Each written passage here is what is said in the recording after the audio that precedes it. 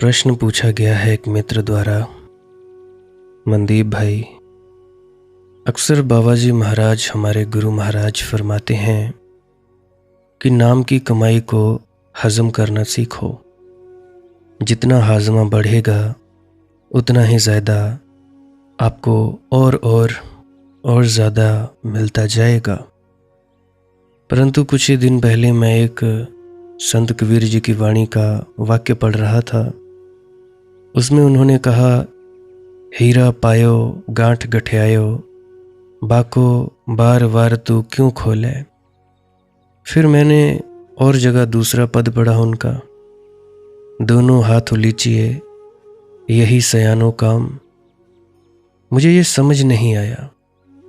एक तरफ तो कहते हैं कि जी छिपाओ, नाम की कमाई को हजम करो, और दूसरी तरफ वही कह रहे हैं दोनों हाथ उलीचिए यही सयानो काम। और मैं आपको भी देखता हूँ, आप हर अनुभव को साझा करते हो, बताते रहते हो, ये हुआ जी वो हुआ। अंदर की बातें ज़्यादा बताते हो, बाहर की बातें बहुत ही ज़्यादा कम बताते हो।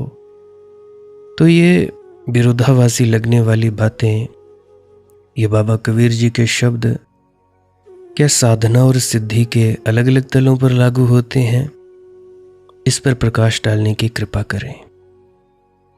मेरे मित्र, ये दोनों वक्तव्य अलग अलग तलों पर लागू नहीं होते, एक ही तल पर एक ही अवस्था पर लागू होते हैं और विरोधाभासी भी नहीं है। इनका प्रयोजन अलग अलग है। एक ही तल पर लागू होते हैं लेकिन प्रयोजन अलग अलग है। अब जैसा कि तुम कहते हो कि भाई आप बता देते हो अक्सर, तो बताना चाहूँगा। चलो बताना क्या, तुमसे ही मैं प्रश्न पूछता हूँ। अब ज़रा सोचो, जैसे कि कल मैंने बात उठाई थी कि तुम यात्रा के लिए जा रहे हो। अब यात्रा के लिए जब जाते हो तो जब तक बस में बैठे हो चुपचाप रहते हो। जब तुम मंजिल पे पहुंच जाते हो तब तो तुम बताते ही हो अपना अनुभव कि हाँ ऐसा ऐसा हुआ, वैसा हुआ। परंतु जब तुम यात्रा में चले हुए हो, किसी बस में, गाड़ी में, या तुम अपने स्कूटी पर जा रहे हो, मोटरसाइकिल पर जा रहे हो, ट्रेन में जा रहे हो, तो बीच में ही हो, तो पक्का नहीं होता कि मंजिल पर चले गए। हिमाचल से दिल्ली पहुंचने वाले हैं, पहुंचेंगे, अभी पहुंचे नहीं। तो यात्रा में दिक्कत होती है। जब भी हमारी यात्रा चालू है तो उसमें बताया जाता है कि भाई हजम करो, अक्सर कहा जाता है।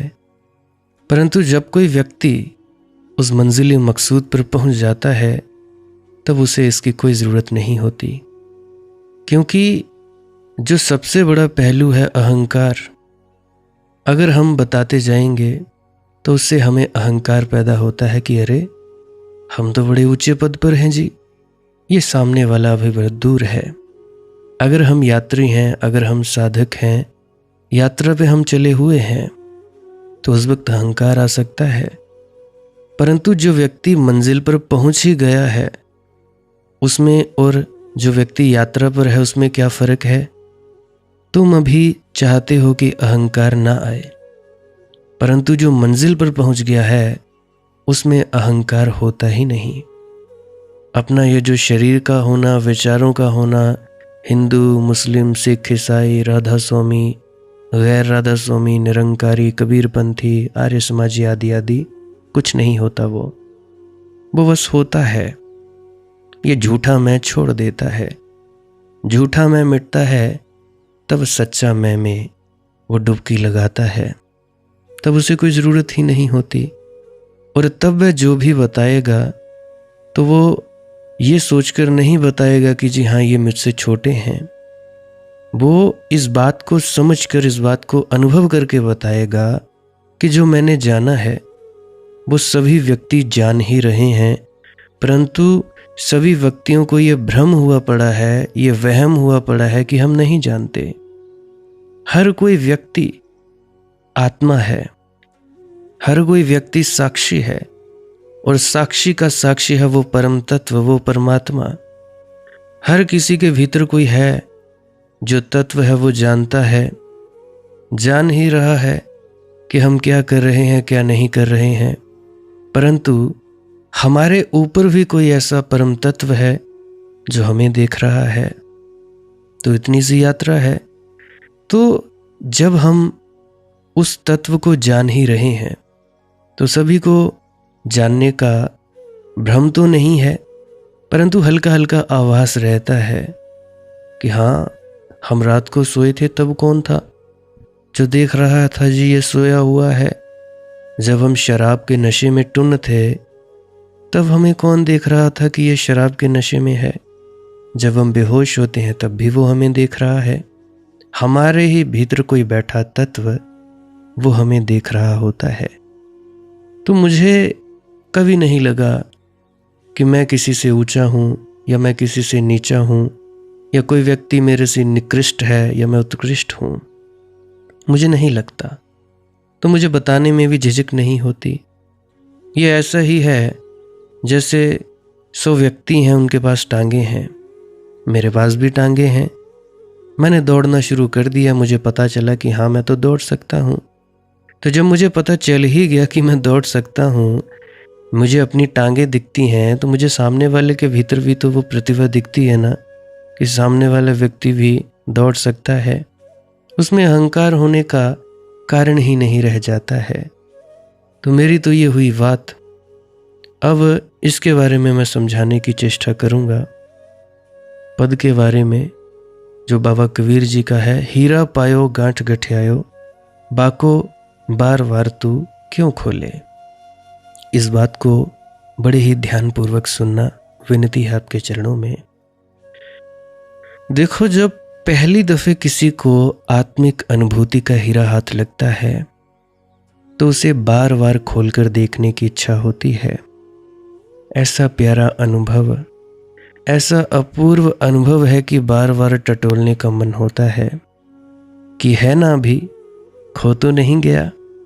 फिर खोली गांठ, फिर देख लिया, फिर बांधी गांठ, फिर देख लिया। मुझे याद आती है अपने शुरुआती दौर की। मुझे अनहद नाद चालू हुई, शब्द धुन जिसे कहते हैं, बांगे आसमानी, निदाए सुल्तानी, न जाने क्या क्या नाम है इसके, साउंड करंट। तो मुझे शुरू में अनहद नाद सुनाई देने लगी, शुरुआती दौर की बात। तो जब भी मैं, उस वक्त मेरे पास स्कूटर था, एक्टिवा तो मैंने अभी शायद 2-3 साल से खरीदी। उस वक्त ना मेरी शादी भी नहीं हुई थी। तो मैं जब चल रहा होता था स्कूटर पर, आवाज़ आती है इधर उधर की, तो मैं बार बार अपने कान में उंगली डालकर देखता था कहीं खो तो नहीं गई। इतना मस्त मज़ा इसको सुनने से मिलता है, कहीं खो तो नहीं गई। दुकान पे जाता था, किसी से बात करता था, बात करते करते मैं कान में उंगली डालकर देखता कहीं खो तो नहीं गई। ये अक्सर ऐसा होता रहता है। तो इसी तरह से हम करते हैं। हमें कोई अनुभव हुआ, भीतर बड़ा मज़ा आया, बड़ा आनंद आया, तो बाबा कबीर जी कहते हैं कि जी ऐसा बार बार खोलना, खोल कर देखना घातक है। अब घातक 2 कारणों से है। एक, अगर तुम उसे बार बार खोल कर देख रहे हो तो उसका अर्थ हुआ तुम बार बार उसकी आकांक्षा कर रहे हो, और अगर तुम बार बार आकांक्षा कर रहे हो तो बस वही अवरुद्ध हो जाओगे। और भी हीरे हैं, अभी और बड़े हीरे हैं, उनका कोई अंत नहीं है। इसी पर रुक मत जाना, तुम्हारे अनुभव में ये सर्वाधिक मूल्यवान है, शायद तुम इसी पर रुक जाओ। बहुत से योगी हैं जो छोटे छोटे अनुभवों पर रुक गए हैं। तुम सोचो बस आ गए, पहुंच गई जी, बात खत्म हो गई, अब और कहाँ जाना है। और हो सकता है तुम इसी में अटक जाओ और इसी में रसलीन हो जाओ, तुम्हारी आसक्ति इतनी बढ़ जाए कि यही बाधा बन जाए। चले हुए तुम हिमाचल से दिल्ली, चंडीगढ़ में बस रुकी, पसंद आ गया जी खाना पीना, मज़ा तो है, परंतु तुम वहां ही रुक गए। ये नहीं सोचा कि भाई दिल्ली भी जाना है, तो ऐसे ही बाधा ना बन जाए। तो आत्मिक अनुभवों का कोई अंत नहीं है, विस्तीर्ण होते चले जाते हैं, विराट होते चले जाते हैं, इसकी तुम्हें याद रहे। तो इसीलिए जो हो गया हो गया, अब आगे की तलाश करो भैया। अब उसी को लौट लौट कर मत देखते रहो। उसको खोल खोल कर देखने का मतलब है अतीत में देखना। ऐसा रोज हो जाता है, किसी को पहली दफा ध्यान का अनुभव होता है, बस फिर मुश्किल शुरू होती है। फिर मेरे पास आते हैं रोते रोते, कहते हैं कि जी अब नहीं हो रहा। अब वह कहता है फिर दिखा दें, वही होना चाहिए जी। मैं अक्सर कहता हूं उससे बड़ा होगा। अगर तुम उसी में अटके तो दो खतरे हैं, अगर वह हो भी तो भी उतना सुंदर नहीं होगा जितनी पहली दफे मालूम हुआ था। कोई चीज दोबारा उसी अनुभव में उतनी सुंदर नहीं होती। तुमने एक गीत सुना कोई सा भी, पहली दफे बड़ा प्यारा था, दोबारा सुना थोड़ा कम हो जाएगा प्यारापन, अनिवार्य है। तीसरी दफे सुना साधारण हो जाएगा, चौथी दफे सुना ऊब आएगी, जमाई लोगे, पांचवी दफे सुना चीख निकल जाएगी कि बंद करो ये बकवास भैया, क्या मुझे पागल कर देना है। टिल्लू भैया भोजन कर रहे थे, एकदम उसने थाली देखी, थाली आकर रखी गई और उसने थाली को उठाकर फेंक दिया और एकदम चिल्लाने लगा और सामान फेंकने लगा। उसकी पत्नी बोली क्या मामला है जी। उसने कहा क्या मुझे पागल करना है, भिंडी भिंडी भिंडी। उसकी पत्नी ने कहा अरे हद हो गई, जब मैंने सोमवार को भिंडी बनाई थी तो तुमने कहा था बड़ी प्यारी है, बड़ी अच्छी है। जब मैंने मंगलवार को बनाई थी तब भी तुमने कहा कि स्वादिष्ट। जब मैंने बुधवार को बनाई थी तब भी तुम कुछ बोले नहीं, चुप रहे थे। जब मैंने बृहस्पतिवार को बनाई थी तब यद्यपि तुम कुछ बोले नहीं थे, लेकिन तुम्हारा चेहरा कुछ उदास जरूर था। फिर मैंने शुक्रवार को भी बनाई थी, तुमने ठीक से खाई भी नहीं थी। आज शनिवार है, मैंने फिर से भिंडी बनाई, तो तुम इतने चिल्ला क्यों रहे हो, इतने पागल क्यों हो रहे हो। और ये वही भिंडी है जो सोमवार को बनाई थी, तुम इतना असंगत व्यवहार क्यों कर रहे हो। यह असंगत व्यवहार नहीं है। हर चीज अगर दोहराती रहे तो व्यर्थ हो जाती है। तुम जब जाते हो कोई भी जगह, कश्मीर, जम्मू, हिमालय का सौंदर्य देखने हिमाचल में आते हो, डल झील देखो, तुम्हें जैसी सुंदर मालूम होती है, तुम ये मत समझना कि डल झील में जो तुम्हारी नौका चला रहा है माझी, उसको भी इतनी सुंदर मालूम होती है। उसको कुछ पता ही नहीं चलता कहाँ की डल झील भैया। मैं तो ये सोचता है कि ये बुद्धू क्यों चले आते हैं। ऐसे ही होता है।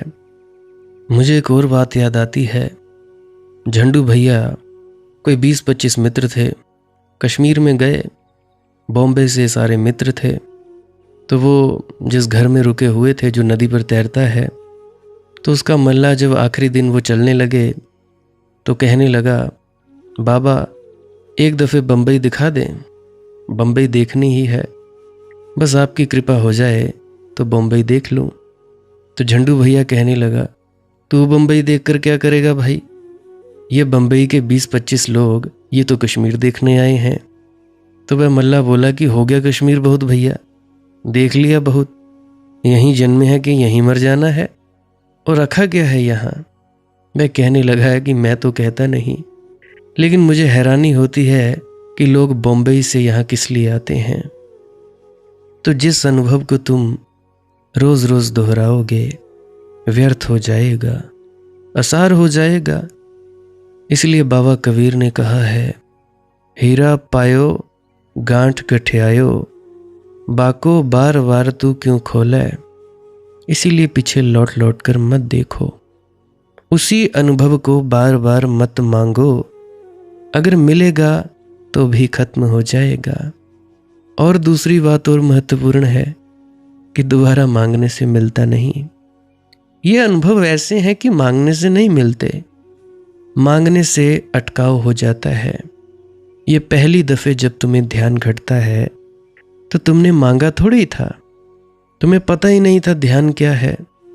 तुम निर्दोष थे, तुम बालक जैसे थे। उस निर्दोषता में ध्यान घट गया।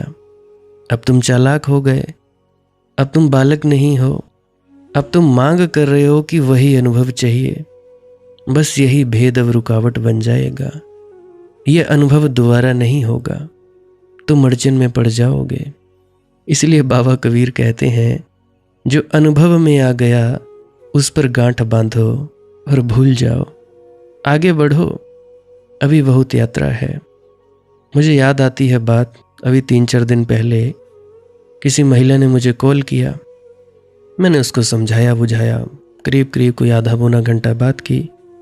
अगले दिन अब जैसे बात की उसने, तो वो बताने लगी कि मैं बैठी थी भजन सिमरन में, मेरा शरीर सुन्न हो गया, तो मैं शरीर में थी नहीं, यानी कि उसकी सूरत जो थी, यानी जो होश था, वो शरीर से निकल गया, भीतर चली गई।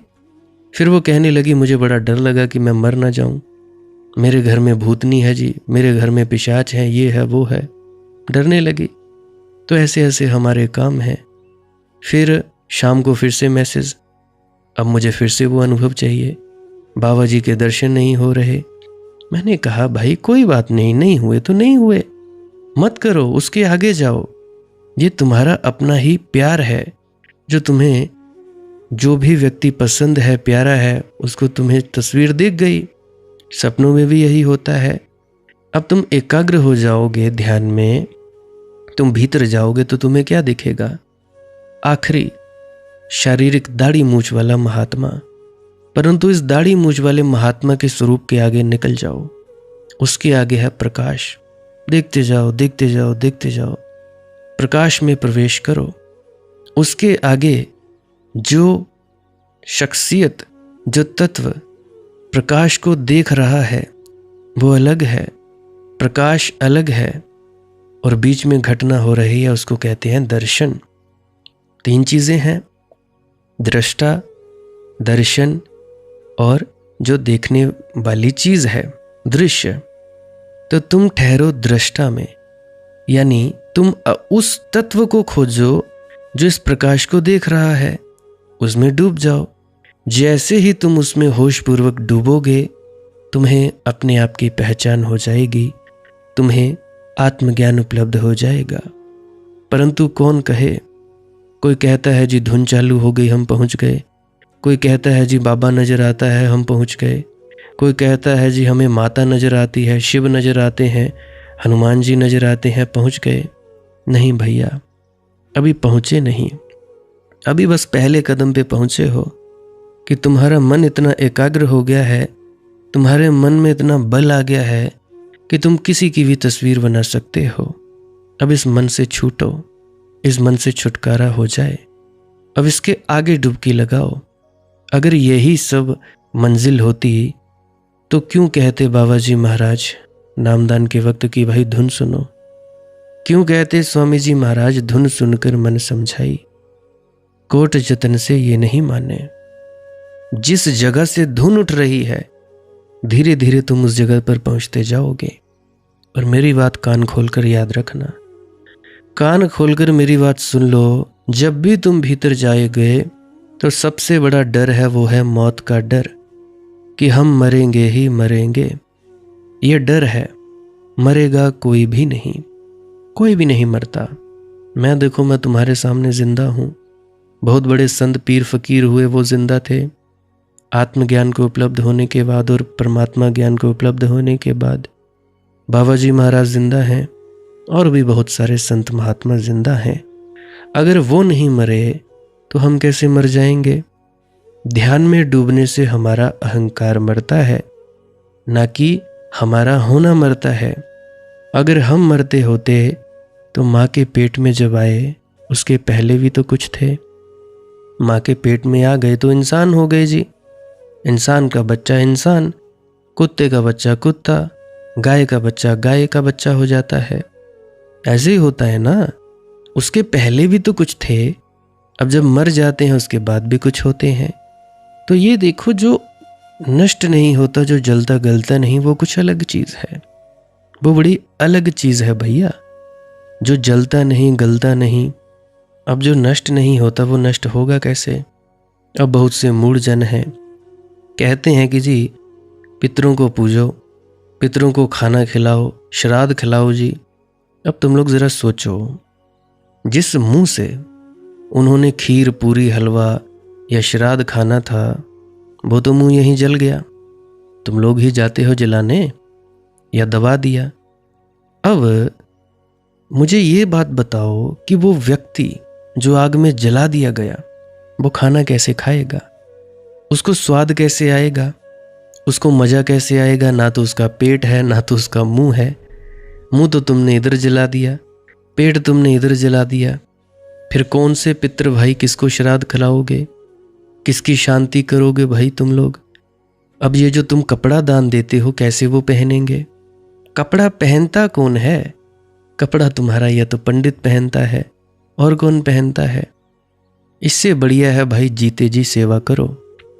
तुम्हारे माता पिता हैं, कोई भी व्यक्ति है, जीते जी पूछा नहीं, मरने के बाद खीर पूरी हलवा बांट रहे हैं।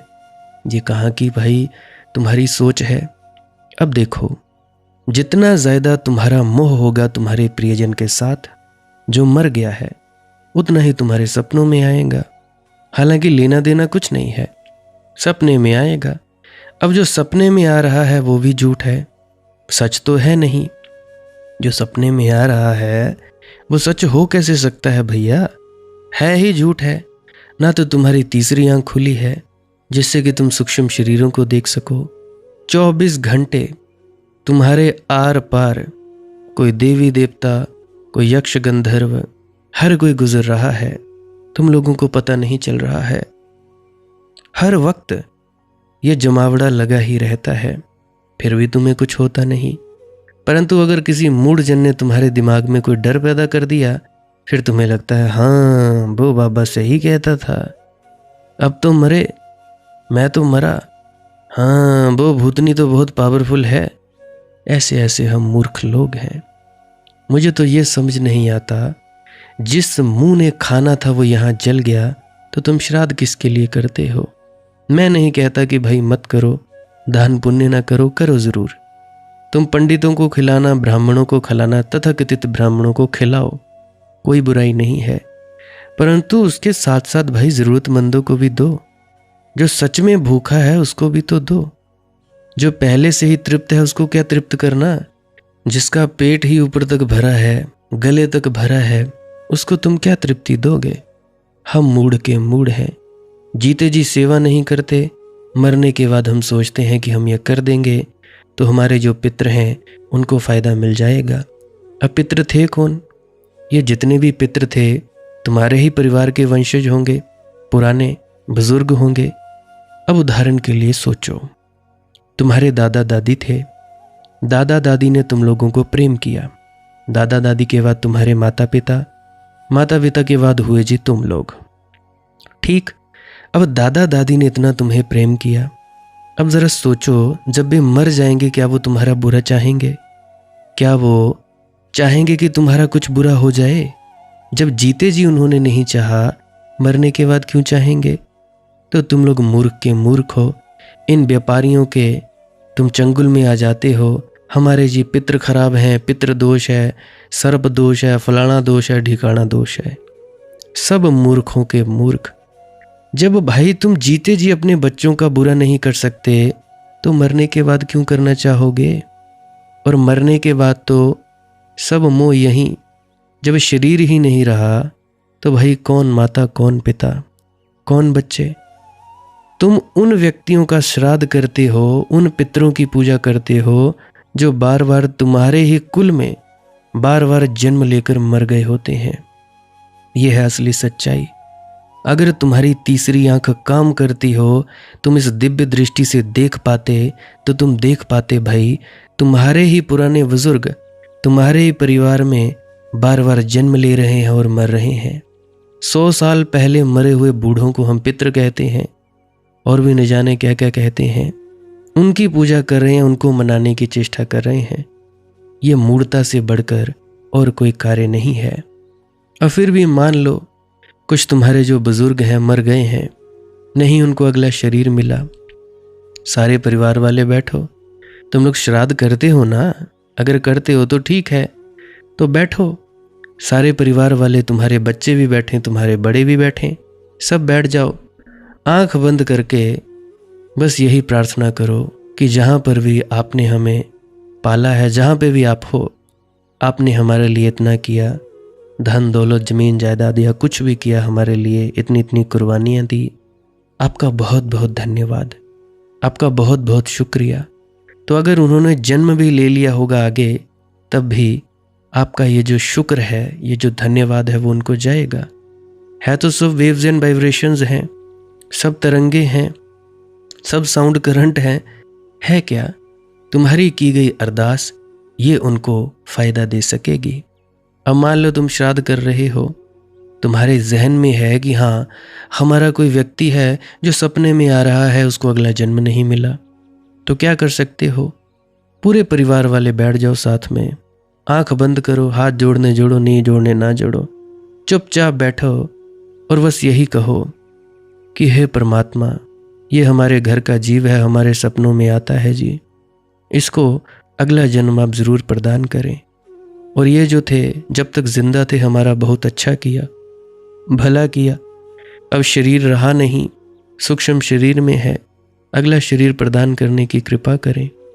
ये तो हुई असली पूजा, असली बात।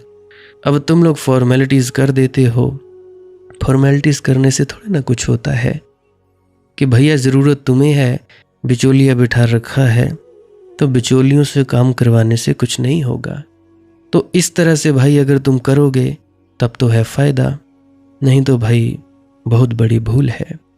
तो मैं बात कर रहा था बाबा कबीर जी की कि जो अनुभव में आ गया उस पर गांठ बांधो और भूल जाओ, आगे बढ़ो। अभी बहुत यात्रा पड़ी है, बहुत ज़्यादा यात्रा पड़ी है।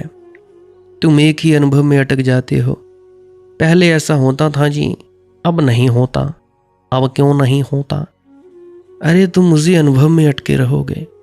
अब मान लो तुम लोग पहली से लेकर 10वीं तक कक्षा में तुमने स्कूल में एडमिशन लिया, पहली कक्षा में पढ़ गए जी, अब पहली कक्षा तुम लोगों ने पास कर दी, दूसरी कक्षा में आ गए जी, दूसरी भी पास कर ली, 5वीं कक्षा में आ गए, ऐसे करते करते तीसरी चौथी। अब तुम लोग बोलो कि जो पहली कक्षा में अनुभव होता था जी वो 5वीं में नहीं हो रहा, तो यह कैसे संभव है भैया। तुम्हारी अवस्था ऊंची हो चुकी है, तो पहले वाले अनुभव बाद में नहीं होंगे। अगर मैं कहूँ मैं घंटा और शंख सुन सकता हूँ, मैं नहीं सुन सकता। अपनी खुद की अनुभव की बात बताता हूँ। मैं क्या सुनता हूँ, मैं सुनता हूँ सार शब्द। सार शब्द अपने आप में डूबा रहता हूँ, मैं कुछ नहीं करता, मैं बस यही देखता हूँ। तुम लोग आ जाते हो, थोड़ी देर बातचीत कर लेते हो, चले जाते हो, फिर से अपने आप में मैं ठहर जाता हूँ, कुछ नहीं करता। ये है। तुम लोग बोलो कि मुझे ये आवाज़ सुनेगी, वो ना, कोई आवाज़ नहीं सुनती, सिर्फ सार शब्द बजता रहता है, प्रकाश अपने आप रहता है, सब कुछ अपने आप रहता है। मैं बस अपने स्वरूप में ठहर जाता हूँ, जो मैं सच में हूँ मैं उसी अवस्था में ठहर जाता हूँ। तो अब मैं क्या बोलूँ कि मुझे घंटा शंख नहीं सुनता, तो मैं क्या करूँ।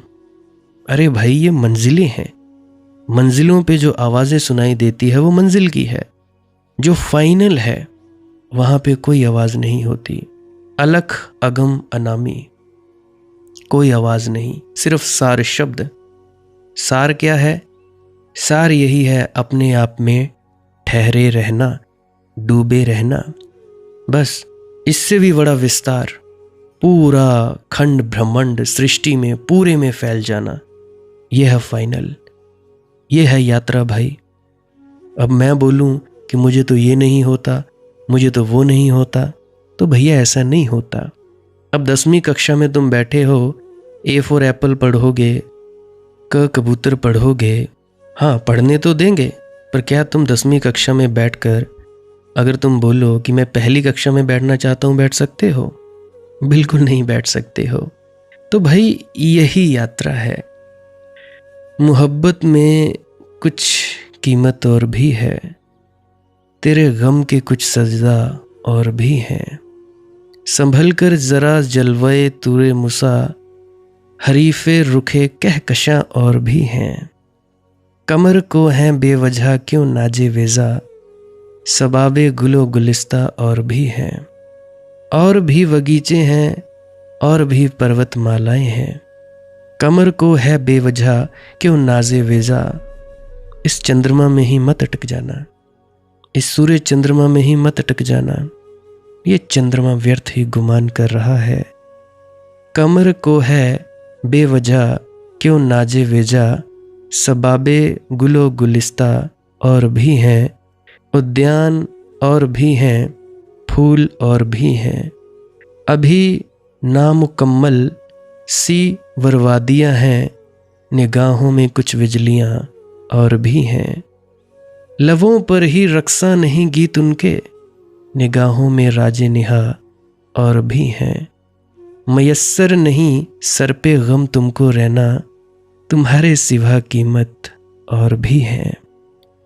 बहुत है अभी शेष, अभी और बड़ी मंजिलें हैं, अभी और बड़ी ज्योतियां हैं, प्रकाश हैं। अभी और सुंदर पर्वतमालाएं हैं, अभी और फूल खिलेंगे, अभी और कमल खिलने को हैं। इसीलिए जो छोटा सा फूल खिला है उसी को पकड़कर मत बैठ जाना। मंजिल का अंत मत समझ लेना, ये तो पहली बात का अर्थ है। हीरा पायो गांठ गठियायो, बाको बार बार तू क्यों खोले।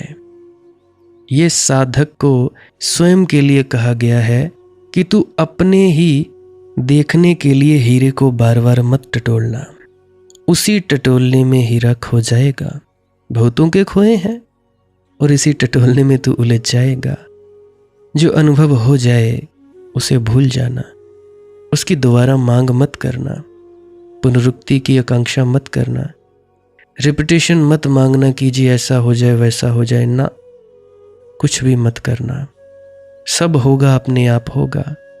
तुम्हारा बस इतना कर्म है, खुद को बिठाओ, चौकड़ी मारकर बिठाओ, लेटाओ या जो भी जैसा भी तुमको सुविधा बने करो, बस चुपचाप बैठो। इतना तुम्हारा काम है, बाकी काम उस मालिक का। बस यहाँ तक तुम्हारा काम है। तुम्हारे किए होगा भी नहीं, तुम्हारे किए नहीं होगा, परंतु होगा कब? जब तुम बैठोगे। अब बहुत से लोग हैं जो कहते हैं जी जब सब कुछ होगा ही परमात्मा के करने से, हम क्यों करें जी भजन सिमरन, क्या ज़रूरत है ध्यान के लिए बैठने की? उसका भी जवाब है। उदाहरण के लिए, तुम लोगों ने एक खेत खरीदा, कोई सा भी खेत है, उपजाऊ ज़मीन है, बंजर नहीं है। अब तुम क्या करोगे उस खेत का? जुतोगे उसको ट्रैक्टर से या हल से। आजकल बैलों का तो ज़माना रहा नहीं। हमारे हिमाचल में अभी कुछ जगह हैं जहाँ बैलों से खेती की जाती है। हमारे घर में भी मेरे पिताजी, मेरे दादाजी, मेरा छोटा भाई भी बैलों से जुताई कर लेता है।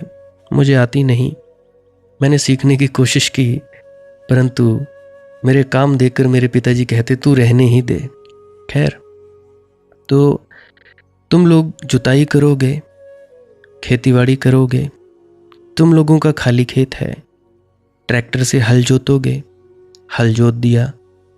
अब तुम लोग उस ज़मीन को पहले तैयार करोगे बीज बोने के लिए।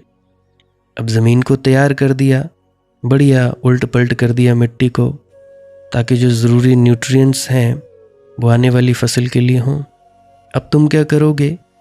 बीज बोओगे। मक्की का बो दिया, गेहूँ बो दिया, कनक जिसको कहते हैं, चावल बो दिए। अब उदाहरण के लिए तुम सोचो मक्की तुमने बो दी।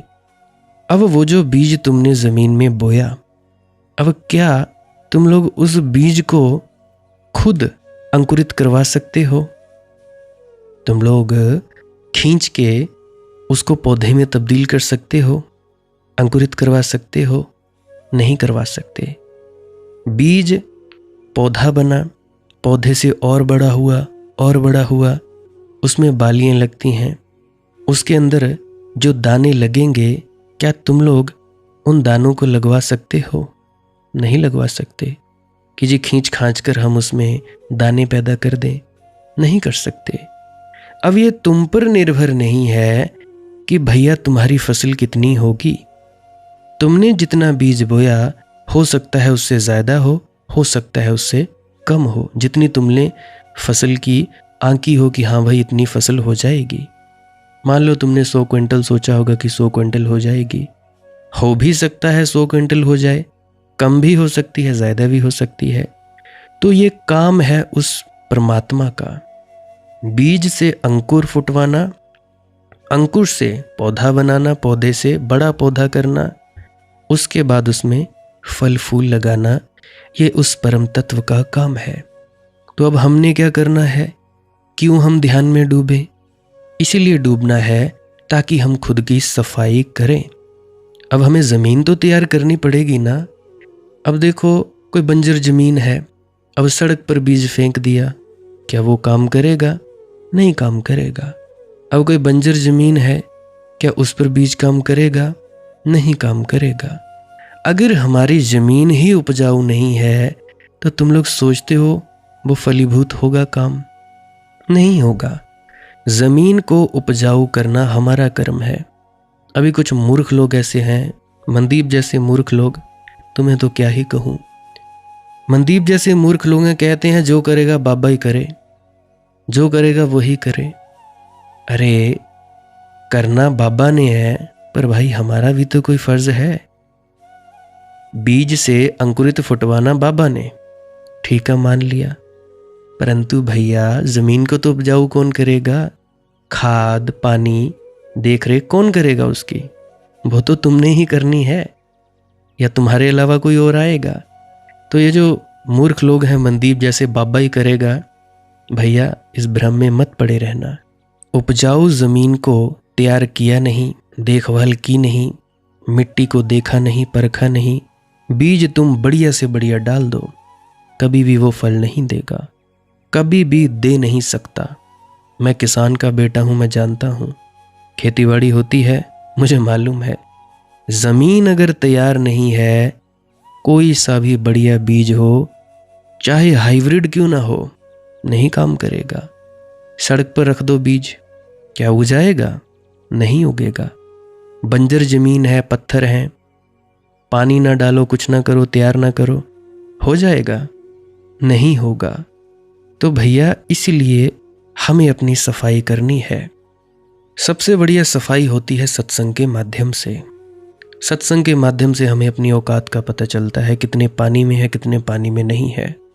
अपनी बात कहूँ, मैं जब सत्संग सुनना शुरू किया था तो मुझे बहुत सारे अपनी कमियों का पता चला, अपनी औकात का पता चला कि मनदीप तू तो बड़ा सोचता था सज्जन पुरुष है, तेरे से बड़ा मूर्ख आदमी कोई नहीं है, तेरे से बड़ा दुष्ट और नीच कोई नहीं है।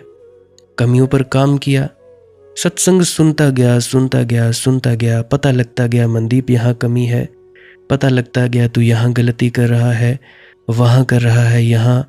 तो धीरे धीरे धीरे मेरे अंतर की जो भूमि थी, जो खेत थे, वो उपजाऊ बनने लगे। सबसे बढ़िया बात होती है अपने मन में ये जो भी तुम बेईमानियां करते हो, तुम धोखाधड़ियां करते हो, तुम कोशिश करते हो कि हाँ ऐसा हो जाए वैसा हो जाए, हम इसका ये कर देंगे वो कर देंगे, इसको छोड़ो, ईमानदार हो जाओ, दूसरों की मदद करने वाले बनो कि हम दूसरों का भला करेंगे। बेशक चाहे वो तुम्हारा नुकसान कर दे, कोई चक्कर नहीं, तुम्हारे किए का तुम्हें मिलेगा, उसके किए का उसे मिलेगा। तुमने अमृत पिया तुम अमर हो जाओगे, उसने जहर पिया मरेगा, तुम्हारा क्या गया।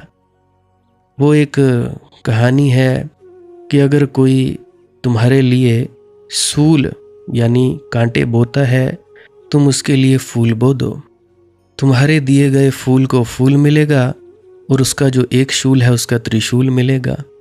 यानी जो कांटे बोता है उसको कांटा मिलेगा, फूल बोए हैं तो फूल मिलेगा। अब कईयों की शिकायत रहती है, जी हम बड़ा अच्छा करते हैं, हम सभी से हमने ऐसा किया वैसा किया, हमारे साथ ही बुरा क्यों किया। अरे भैया कोई बात नहीं, तुम्हारे किए का फल अवश्य मिलेगा ही मिलेगा। तुमने जो किसी के साथ भला किया, कोई बात नहीं, तुम्हारे साथ उसने बुरा कर दिया, दगाबाजी कर दी, धोखेबाजी कर दी, कोई बात नहीं, उसको उसका फल मिलेगा। मुझे बाबा कबीर की एक बात याद आती है कि भाई धोखा खा लेना, देना मत, क्योंकि धोखा खाने में इतनी दिक्कत नहीं है जितनी धोखा देने में दिक्कत है। धोखा दिया है, धोखा मिलेगा। धोखा खा लिया है, कोई बात नहीं, फिर से उठकर खड़े हो जाओ। टूटे हुए हो, धोखा खा बैठे हो, कोई बात नहीं, बढ़ो तो सही। तो इसीलिए मैं बार बार कहता हूं, अपने मन की सफाई करो। मन की सफाई करने का सबसे बढ़िया और आसान तरीका है सत्संग। और सत्संग भी भैया उस व्यक्ति का होना चाहिए जो तुम्हें कोरी कोरी सुनाए, कोरी कोरी सुनाए, चिकनी चुपड़ी बातें ना करे, सीधी बात, नो बकवास, कोई बकवासबाजी ना करे। हालांकि मैं देखता हूँ भजन सिमरन करते जाओ जी, होमै को त्यागो, ये करो वो करो, इससे क्या होगा? ज़रा अपना कुछ स्टाइल तो बदलो भैया।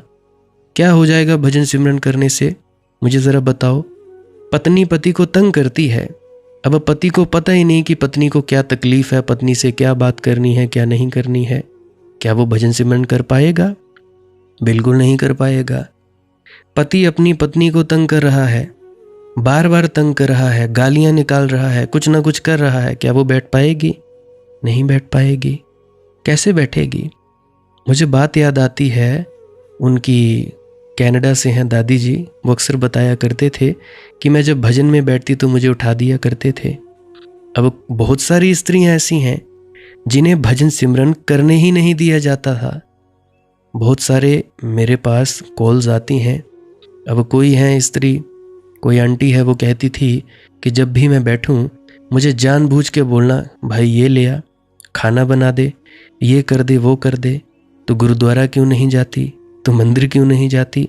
तो इतनी ज़्यादा जिस स्त्री को तकलीफ है वो क्या भजन सिमरन कर पाएगी? अरे भाई, जीवन जीने की कला के बारे में बताओ। एक और आंटी थी, शायद इंदौर से थी, तो वो सत्संग करता थी। उन्होंने मुझसे कुछ पूछा, मैंने बताना शुरू कर दिया कि ये है, तुम बताओ। कहने लगी कि नहीं जी, जो बाणी में है, जो किताब में है, वही चलेगा। मैंने कहा क्यों भाई, जो सच्चाई है वो बताते क्यों नहीं? वही दुष्टता क्यों करते हो?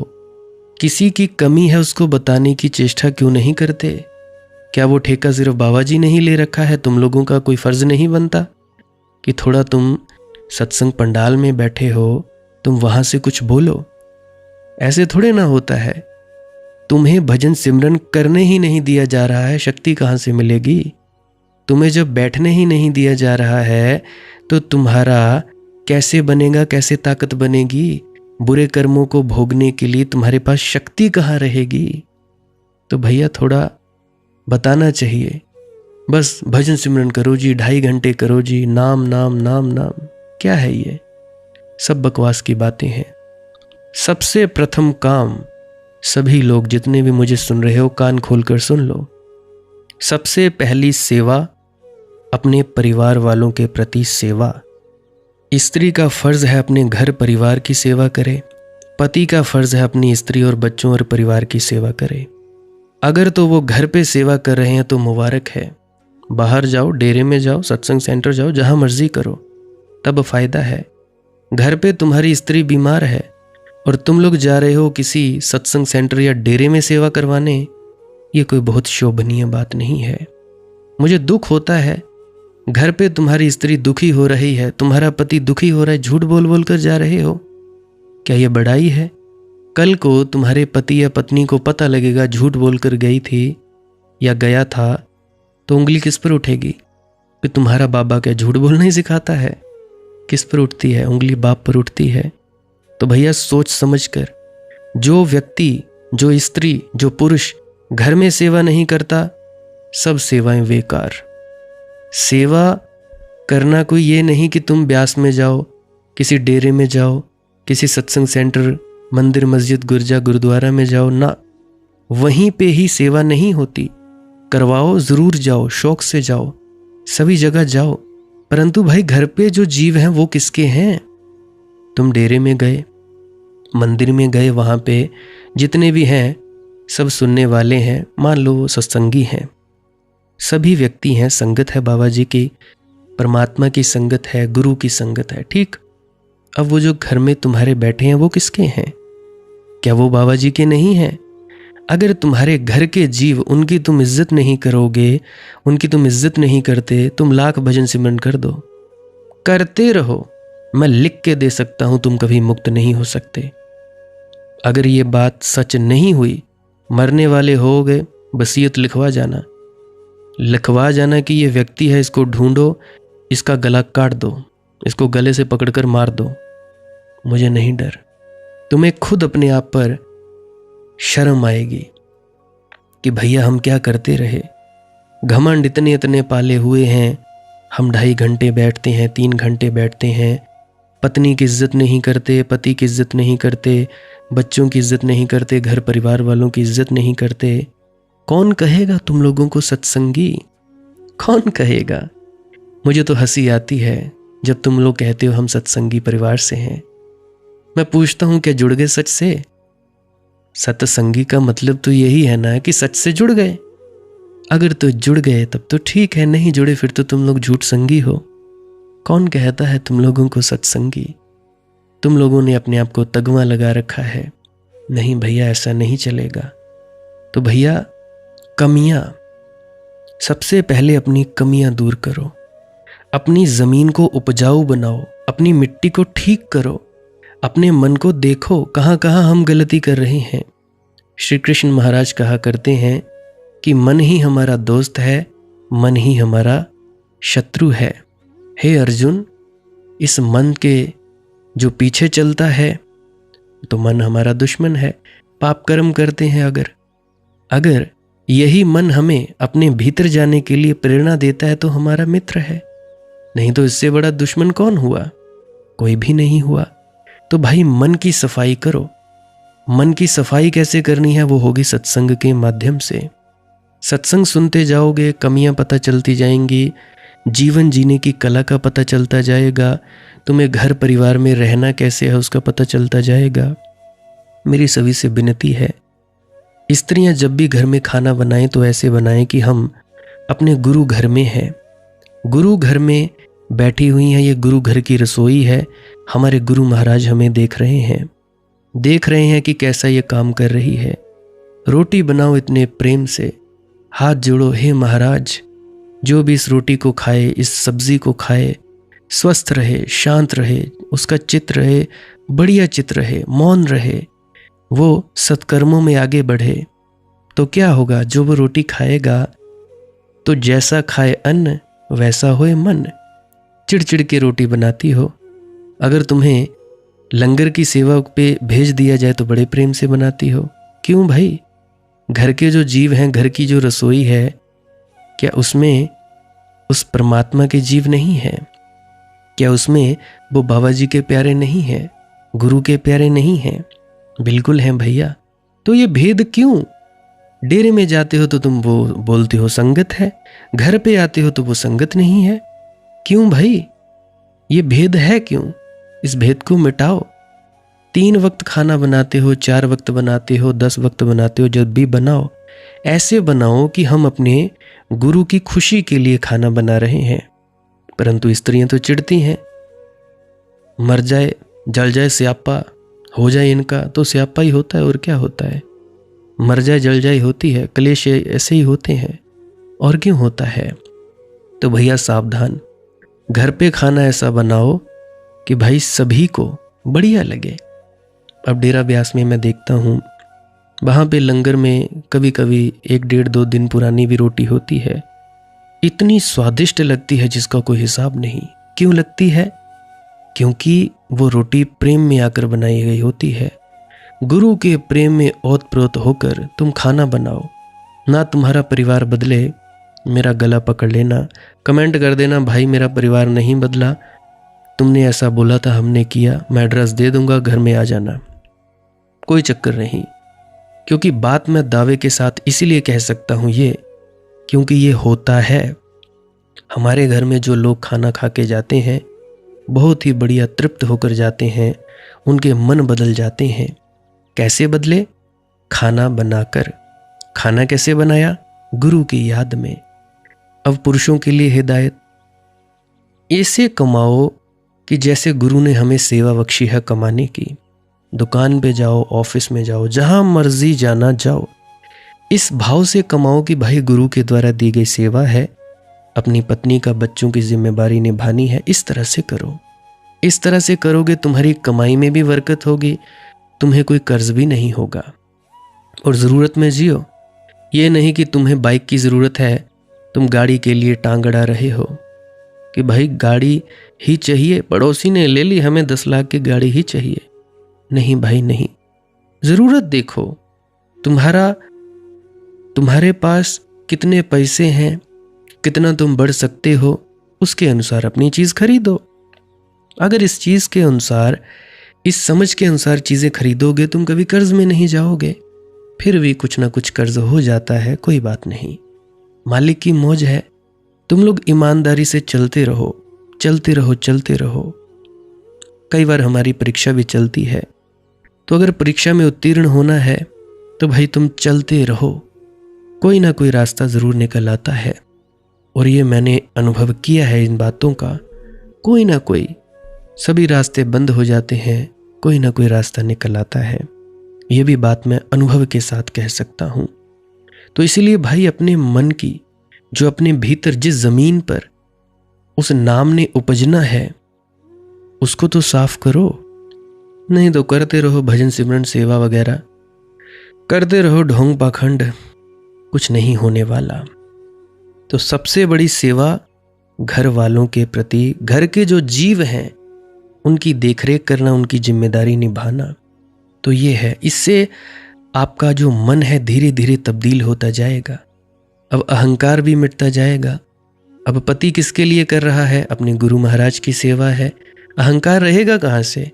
पत्नी किसके लिए बना रही है? गुरु की संगत के लिए बना रही है, घर पे ही खाना। तो तुम्हारा घर ही गुरुद्वारा या डेरा बन जाएगा, मंदिर मस्जिद गिरजा बन जाएगा। जाना ही क्यों घर से बाहर? हाँ, अगर मौका मिले जाओ, मंदिर जाना जाओ, मस्जिद जाना जाओ, गिरजा जाओ, तुम जहाँ डेरे में जाना जाओ, सत्संग सेंटर जाना जाओ। परंतु ये भावना नहीं, भेदभाव वाली भावना नहीं कि सत्संग सेंटर वाले सत्संगी, घर में वही, मर जाए तू, ये हो जाए तुम्हारा, वो हो जाए, आग लगा दूं तुझे मैं। तो ये ऐसा नहीं करना है। बढ़िया उदाहरण पेश करो अपने आप की। अगर बंजर जमीन होगी तो नहीं उपजेगा भाई। तो इसीलिए आप लोगों में से बहुतों की तरक्की नहीं हुई। क्यों नहीं हुई? कारण यही है क्योंकि तुम भेदभाव करते हो, पाखंडी हो तुम लोग। पाखंडी से ज़्यादा कुछ नहीं हो। तो इस चीज़ को थोड़ा बदलो। तो बात कर रहा था बाबा कबीर जी की ये पद की, दोनों हाथ हो लीचिए यही सज्जन को काम, यही सयानो काम। ये दूसरे के लिए है। जिसको मिला हो वह खुद अपने अतीत को तो बार बार लौट कर ना देखे, लेकिन जो मिला हो उसको बांट दे। फर्क समझ लेना, इसमें विरोध नहीं है। ये अलग अलग बातें हैं, एक ही अवस्था पर काम की। यानी जो तुम्हें मिला है उसी को गुनगुनाते मत रहना, उसी को मुट्ठी में बांधकर मत बैठे रहना, उसे मंजिल मत समझ लेना। अभी मंजिलें और भी हैं, लेकिन जो तुम्हें मिला है उसे बांट देना, उसे दूसरों को दे देना, उसे लुटा देना। जो आनंद तुम्हें मिले उसे साझी बना लेना किसी को। जब तुम्हारे भीतर ध्यान की खुशबू फैले तो तुम उसे अपने भीतर संभाल कर मत रख लेना। इस अर्थ में नहीं है पहला वाक्य कि तुम कंजूसी कर लेना, कि तुम कृपण हो जाना। ये मत समझ लेना इसका अर्थ हीरा पायो गांठ गठियायो, कि हो गए कंजूस, कि लगा लिया ताला, कि चले गए बैंक में और लाकर मैं बंद कर दिया। ये मतलब नहीं है। इतना ही मतलब है कि तुम अपने लिए उस तरफ अब मत देखना, मगर जो मिला है उसे बांट दो। इसलिए दूसरा वचन भी कहा कि यही सज्जन का, यही सयाने का काम है कि जो हाथ आ जाए उसे दोनों हाथ उलीचिए। क्यों? क्योंकि जितना उलीचोगे उतना ज़्यादा पाओगे। जैसे कुएं का पानी उलीचता चला जाए, तो नए झरने फूटते हैं। हमारे गांव में है कुआं, मैंने देखा है, तो वहां पे नया नया पानी आता ही रहता है, नए जल स्रोत आते रहते हैं, कुआं भरता चला जाता है। अगर कुएं का पानी ना उलीचो, कृपण हो जाओ कि कहीं खर्च ना हो जाए कुएं का पानी, तो क्या हो जाएगा? सड़ जाएगा पानी, पीने योग्य न रह जाएगा, विषाक्त हो जाएगा। तो कुएं का जल विषाक्त ना हो जाए, उलीचो। जो तुम्हारी अनुभव की संपदा है बांट दो। चढ़ जाओ घरों की मुंडेरों पर और चिल्लाओ। जो तुम्हें मिला है खबर कर दो औरों को कि तुम्हें भी मिल सकता है। अभी नहीं, जब यात्रा पूरी हो जाए। 10 से कहोगे, शायद एक आध सुनेगा, समझेगा, 9 हंसेंगे। मेरे तो बदनामी ही बदनामी है। कहते हैं बहुत बड़ा ये बनता फिरता है, तो भाई उसकी फिक्र मत करना। वस्तुतः तुम पर नहीं हंस रहे होते हैं लोग, वे हंसकर सिर्फ अपनी ही व्यथा जाहिर कर रहे होते हैं। जो एक समझेगा उसके जीवन में क्रांति की किरण उतर जाएगी, और उतना पर्याप्त है। अगर 10 को पुकारा और एक ने समझ लिया तो पर्याप्त है, इतना भी बहुत है। और तुम्हें बड़ी धन्यता का अनुभव होगा।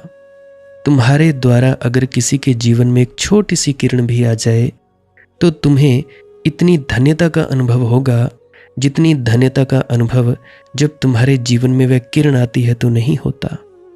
जब तुम्हें मिलती है तब खूब आनंद होता है, मगर उस आनंद के मुकाबले कुछ भी नहीं जब तुम बांट देते हो। यह आनंद और भी बड़ा है, और भी विशालतर है, और भी श्रेष्ठतर है। देने का मजा पाने के मजे से सदा से ज्यादा रहा है। ख्याल करो, जब तुम किसी से कुछ पाते हो तो एक सुख मिलता है, मगर तुमने देखा है जब तुम किसी को कुछ देते हो उसके मुकाबले, इसीलिए तो लोग भेंट देते हैं, उपहार देते हैं। भेंट का एक सुख है, देने में एक मजा है। जिनको हमने प्रेम किया उन्हें कुछ दिया, और परमात्मा से बड़ी भेंट और क्या होगी। अगर ये हीरा तुम बांट सको तो तुम धन्य भागी हो। ये एक ही तल पर दिए गए वक्तव्य हैं, ये अलग अलग साधक को नहीं कहे गए हैं। अपने लिए भूल जाना, जो हुआ हुआ, आगे बढ़ो। दूसरे के लिए बांट देना, और मेरे हिसाब से दोनों में एक संगति है। अगर तुम बांट दो तो तुम लौट कर देखोगे नहीं, अगर रोक लो तो ही लौट कर देखोगे। रोकना क्या है? परमात्मा देने वाला है, श्रद्धा रखो और देगा। और जितना पाएगा कि तुम देने में कुशल हो गए हो उतना ज्यादा देगा। यह भी मेरा अनुभव है। जितना पाएगा कि तुम बांटने में आनंद लेने लगे हो उतनी तुम्हारी संपदा बढ़ती चली जाएगी। तुम परमात्मा के हाथ हो जाओगे, क्योंकि परमात्मा बांटना चाहता है। वह हाथों की तलाश में है। उसने सदियों से विज्ञापन दिए हैं, लेकिन बहुत मुश्किल से हाथ मिलते हैं। कभी कोई महात्मा बुद्ध का हाथ, कभी कोई श्री कृष्ण का हाथ, कभी कोई जिद्दू कृष्ण मूर्ति का हाथ, कभी क्राइस्ट का हाथ। बड़ी मुश्किल से कोई हाथ मिलते हैं। तुम भी उसके हाथ बन जाओ। तुमने परमात्मा की मूर्तियां देखी हैं, 1000 हाथों वाली। 1000 हाथ कहाँ से लाएगा? उन मूर्तियों में एक सत्य छिपा है। हमारे हजारों हाथ उसके हाथ बन जाएं, और कहाँ से लाएगा? हम ही उसके हाथ हैं। मुझे बात याद आती है, पिछले महायुद्ध में ऐसा हुआ। इंग्लैंड के एक नगर में चौरस्ते पर क्राइस्ट की एक मूर्ति बनी थी। बम गिरा और वह मूर्ति खंड खंड होकर गिर गई। बड़ी प्यारी मूर्ति। और गांव के लोगों ने सारे खंड इकट्ठे किए और फिर से मूर्ति को रचा, जोड़ा खंडों को, और सब तो टुकड़े मिल गए। 2 हाथ मूर्ति के ना मिले, शायद बिल्कुल चकनाचूर हो गए होंगे। तो उन्होंने एक मूर्तिकार को कहा कि ये तो 2 हाथ तू बना दे। तो मूर्तिकार ने बहुत सोचा और उसने कहा, हाथ की बजाय मैंने बहुत सोचा, बहुत खोजा। मैं ये पत्थर पर 2 शब्द खोद लाया हूं, ये पत्थर वहां लगा दे। और वह पत्थर वहां लगा दिया गया। वह हाथों से ज्यादा प्रीतिकर पत्थर है। उस पत्थर पर लिखा हुआ, मेरे अपने हाथ नहीं है, तुम्हारे हाथों का ही मुझे भरोसा है। परमात्मा के अपने हाथ नहीं है, तुम्हारे हाथ ही उसके हाथ बनते हैं, इसलिए दोनों हाथों लीजिए, यही सयानो काम। किसी को मुस्कान दे सकते हो तो दो, खुशी दे सकते हो तो दो। ये दोनों वक्तव्य दो अलग बातों को एक ही साधना की अवस्था में समझाने के लिए हैं। अपने लिए बार बार मत खोलना हीरे को, दूसरों के लिए लुटा देना, यही हमारा काम है। आज के लिए बस इतना ही। अगर किसी का कोई प्रश्न हो, कोई दुख तकलीफ हो तो कमेंट सेक्शन में लिख सकते हैं। प्रार्थना करना हमारा फ़र्ज़ है, बाकी मालिक की मौज है। बाकी जानता तो वो सब कुछ ही है, बस अपना दिल को बहलाना ही है कि हमने कर दी, बाकी वो जाने, उसके काम जाने। बाकी अनहद नाद अगर किसी की चालू नहीं हुई है, भजन सिमरन के बारे में नहीं पता क्या है, कैसे करते हैं, तो उसके लिए मैं अभी क्लिप लगाए दे रहा हूँ, कृपया उसको सुनकर ज़रूर जाइएगा। अगर आपको समझ में नहीं आया हो ये वीडियो तो मेरी विनती है, कृपया 5 से 7 बार सुनने की कृपा करें। हो सकता है आपको समझ में कुछ आ जाए। फिर भी ना आए तो जो आप सुनोगे, सुनते सुनते आपके भीतर जो शक्ति जो इन शब्दों के ज़रिए आ रही है वो आपके भीतर जाएगी। धीरे धीरे धीरे आप बढ़ते चले जाओगे और आपकी यात्रा और आगे बढ़ती चली जाएगी। आपको भजन सिमरन में तरक्की के लिए मदद मिलेगी। बाकी आपकी मौज है, आपकी इच्छा है। भजन सिमरन क्या है, ध्यान में डूबना क्या है, सांस क्रिया क्या है, अभी मैं क्लिप लगाए दे रहा हूँ, कृपया सुनकर अवश्य जाइएगा। भजन सिमरन क्या है? भजन और सिमरन 2 अंग हैं। सिमरन है कुछ शब्दों का जाप करना जो आपको आपके सद्गुरु द्वारा बताए जाते हैं। कोई भी जाप हो सकता है, कोई भी शब्द हो सकते हैं। करना क्या है? किसी कमरे में बैठ जाइए, या रात को बैठ सकते हैं, सुबह बैठ सकते हैं, या जब भी आपको फुर्सत के लम्हे मिले बैठ सकते हैं। तो जब बैठें तो शरीर को बिना हिलाए डुलाए बैठना है। जो बैठ नहीं सकता तो वो लेट जाए, जो चौकड़ी नहीं मार सकता वो टांगे सीधी कर ले। कोशिश ये रहनी चाहिए कि ज़्यादा से ज़्यादा वक्त शरीर को बिना हिलाए डुलाए बैठा जाए। उसके बाद अपने शब्दों का जाप शुरू कर दें। आंख बंद रखें, आंखों पर ज़्यादा जोर नहीं लगाना है, कोई कष्ट नहीं देना है, नहीं तो सर में दर्द होगा और फिर आप लोगों को परेशानी हो सकती है। तो आपने क्या करना है? चुपचाप शांत होकर बैठे रहना है, शब्दों का जाप शुरू कर देना है। जितनी देर भी आप करना चाहो, आधा घंटा, पौना घंटा, 10 मिनट, 15 मिनट, या जितने भी आपको आपके सद्गुरु द्वारा दिया गया निर्देश है, जितना निर्देश है उसका पालन कीजिए। और उसके बाद दूसरा स्टेप करना बड़ा ही ज़्यादा ज़रूरी है। वो क्या है? वो उसी अवस्था में बैठे रहें या आसन भी बदल सकते हैं। ये जो शब्दों का जाप होता है ये एकाग्रता के लिए होता है, ताकि मन की एकाग्रता आ जाए। और जब मन की एकाग्रता आ जाए फिर दूसरा कदम क्या है? धुन सुनने के लिए बैठना। चुपचाप बैठे रहें, आंख बंद है, शब्दों का जाप बंद कर देना है। और अगर कोई भी आपके गुरु महाराज है, उनको आप स्मरण कर रहे थे, याद कर रहे थे, आंखों के सामने शक्ल ला रहे थे, तो उसको लाना बंद कर दीजिए। शब्द धुन सुन रही है तो सुनते रहिए। आंख बंद करके अंधेरे में ही टिके रहें। टिके रहना है और ये इच्छा नहीं करनी है कि कुछ दिखे, कहीं पहुंचा जाए, परमात्मा को पाना है, ये करना है, वो करना है। याद रखें, ना कुछ समझना है, ना कुछ देखना है। ऐसे ही अज्ञानी होकर इसी अंधेरे में पड़े रहें। इसी अंधेरे में पड़े रहना है बस। उसके बाद जो होगा सो होगा। और अगर कोई अनुभव हो भी गया तो इससे ये नहीं कि अगली बार फिर से कामना करनी है कि ये वैसे ही हो। कामना ही सबसे बड़ी अड़चन है, इच्छा ही सबसे बड़ी अड़चन है, किसी चीज की तृष्णा करना ही सबसे बड़ी अड़चन है, मांग ही वासना है। अगर परमात्मा चाहिए तो कुछ नहीं मांगना है, चुपचाप बस बैठो, अपने आराम में बैठो, अपने विश्राम में बैठो। धीरे धीरे धीरे वो होगा जो होना चाहिए। अगर मैं ज़्यादा बोलूँगा तो आप लोग फिर से उसकी कल्पना कर लोगे कि जी ऐसा होता है, खंड ब्रह्मांड ऐसे होते हैं, चांद तारे दिखेंगे, फलाना ढिकाना। तो मैं ऐसा नहीं कहूँगा। मैं बस इतना कहूँगा, जो कुछ दिखता है, कुछ भी दिख जाए, वो मन है, वो माया है। जो नहीं दिखता वही आत्मा है, वही आत्मा में होना है। अब जैसा कि तुम लोग इसी अंधेरे में टिके रहोगे टिके रहोगे टिके रहोगे, तो कुछ दिनों के बाद या महीनों के बाद एक प्रकाश आएगा। वो प्रकाश पूरे शरीर में फैलता जाएगा और धीरे धीरे तुम इस प्रकाश के सहारे अपने आप में स्थित होगे। अब देखो, इस प्रकाश को देखने वाले भी तुम हो और इस शब्द धुन को सुनने वाले भी तुम हो। अब जो ये शब्द धुन को सुनता है और प्रकाश को देखता है, ये तुम हो। तो अपने आप में स्थित होना है, अपने आप को जानना ही सच्चा आत्मज्ञान है। खुद को जानना, खुद को जान लिया मालिक को फिर जान जाओगे। तो इतनी सी प्रक्रिया है और आगे आप श्वास क्रिया भी कर सकते हो। ये मुझे बताई गई थी विजय शर्मा जी द्वारा। वो एक उच्च कोटि के संत हैं, तो उन्होंने मुझे बताई। अब मेरा फर्ज बनता है कि आप सभी को बताऊं। वैसे तो मैं रोज रोज बताता हूं, फिर भी आज फिर से बता रहा हूं। श्वास क्रिया क्या है? नाक से सांस लेना है, मुंह से छोड़ना है। लंबा सांस लेना है नाक से और मुंह से छोड़ देना है। 15 मिनट करें, 20 मिनट करें, आधा पौना घंटा, जितनी देर भी आप कर सकते हो करें। करने के बाद करना कुछ नहीं है, चुपचाप आंख बंद करके बैठ जाना है। लेट सकते हो तो लेट सकते हैं, वो आपकी अपनी इच्छा है। नींद आ जाए तो सो जाना है, तो शरीर को कष्ट नहीं देना है। अगर सर घूमे घूमने देना है, अगर आपका शरीर कांपे तो कांपने देना है। उसकी आपने दिक्कत, परेशानी और चिंता नहीं लेनी है, ये सब होता ही है।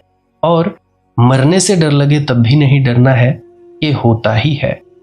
क्या कहा मैंने? 15 से 20 मिनट कर सकते हैं, उसके बाद चुपचाप बैठें और अपने भीतर अपने आप उतर जाओगे। ठीक है जी। प्रेग्नेंट लेडीज बिल्कुल ना करें, जिनको दिल की बीमारी है या गोलियां वगैरह खाते हैं वो भी बिल्कुल ना करें, और बाकी सब कर सकते हैं।